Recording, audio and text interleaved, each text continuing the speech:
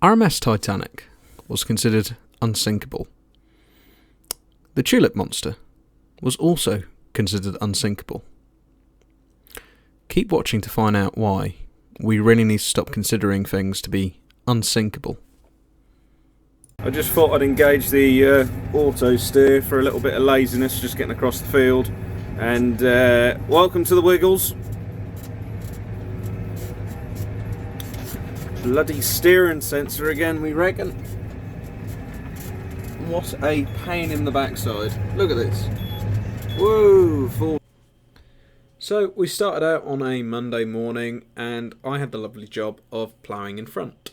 So Simon had already been through with the subsoiler at full depth, breaking up the land. Last time it was cropped, it had maize on it and there was a strip of grassland which we had ripped up. So we needed to make sure we were nicely busted, as well as the plough covering over and leaving a nice job. I was quite happy with the straight furrow behind me, as you can see from the photos. I hadn't started recording at this point yet because it was still quite early and the light wasn't quite on my side yet. And then, I needed to adjust my front furrow because that wasn't quite right. But anyway, after a couple of ends, Mark sets the planter in. And we knew it was a little bit wet in this sort of valley on the field. It was the lowest point. So Mark does one run along the field. And yeah, it travels. A little bit sticky. Not brilliant. But he turns round. When he turns round, anybody who plants beds knows that you run the wheel. When you're planting singular beds like we have to, you run the wheel, or in this case the track, where you've already run the track against the bed you've just planted, and you go along like that. It's just efficient use of space. So we'd already run the wheel over where the tractor would sink. It's only when we turned round and travelled over the same bit that we'd already gone over, it sunk. And I still can't quite understand how that works. When you travelled over it one way, fine, and you go back and then you bog down. So Mark sinks in probably about a foot and can't get himself out, so we stop. Fair enough, I stop ploughing as well, and Simon drops the subsoiler. We ring up Dad because we didn't bring the tow straps with us for some reason. So he brings them out, and with Dad watching, he instructs us how to, he's sort of the marshal of this operation. He says go, and everybody puts the foot down and tries to get out. 4-wheel drive, diff lock engaged, all that stuff. And we try to pull the planter out. Problem is, the front idler on any track unit is the rolling radius that you have to use to climb out of any hole that you sink into. And considering the front idler on the rear track is maybe a foot tall at most, and that was already below the surface, this wasn't very good.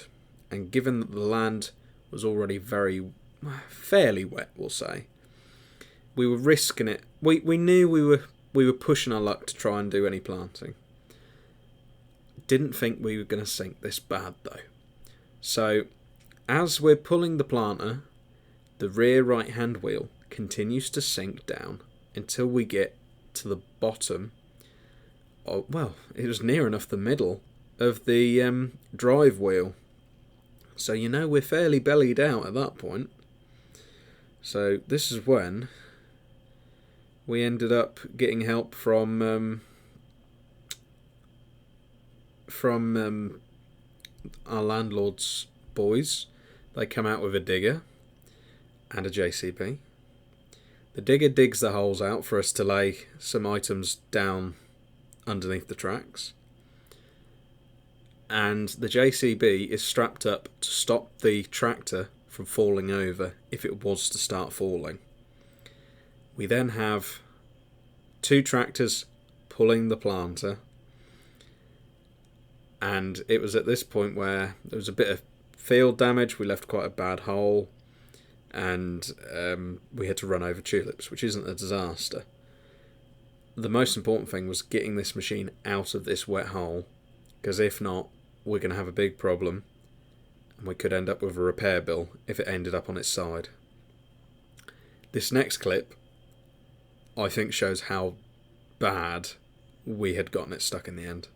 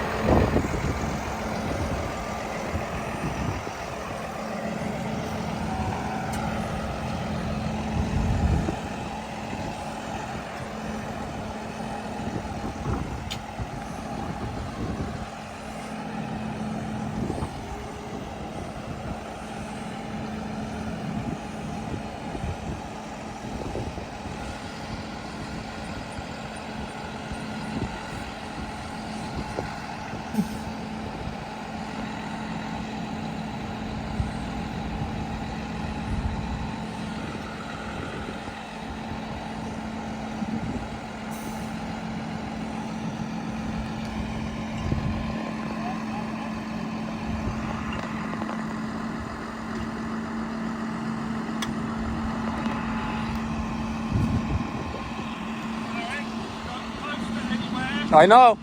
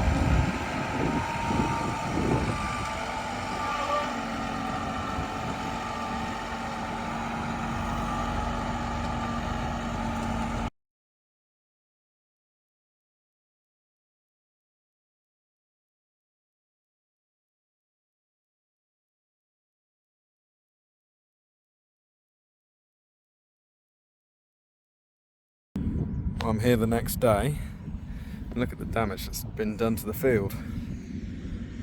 But some of the hole has been filled in a little bit. But just to give you an idea, it was roughly about here, which was when it was at its deepest, where you've seen the photo of me laying on my side with the spade. But this is where it started to go wrong.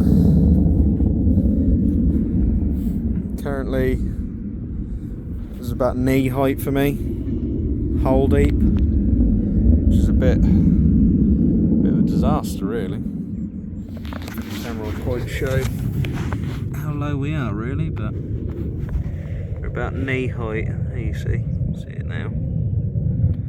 But we're carrying on. It's just how it happens. I think we were all overcome with a bit of relief there, because that really was looking like we weren't getting out of that hole for a while. We were probably about 3 hours trying to get that out. It was not a good day.